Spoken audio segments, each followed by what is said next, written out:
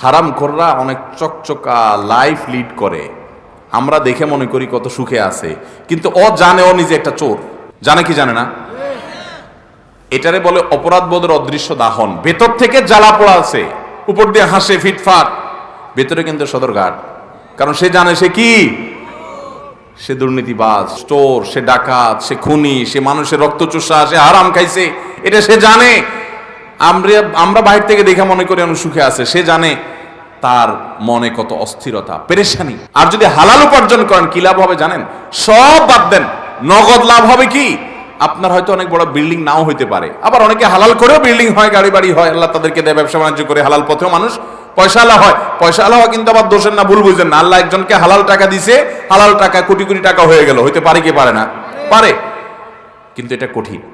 আপনি যদি হালাল টাকায় একটু কুড়ের ঘরে থাকেন, কুড়ের ঘরে, আর আপনার ঘরে শান্তি থাকে, মানুষ দেখে আপনারে পাত্তা দিবে না, বলবে আরে গরিব মানুষ।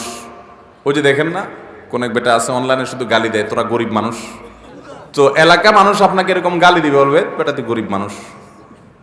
অথচ গরিব মানুষ হওয়া কি না কোনো গালি, এটা কোনো দোষের বিষয়।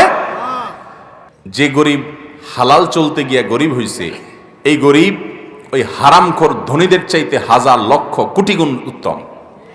কোনো সন্দেহ আছে?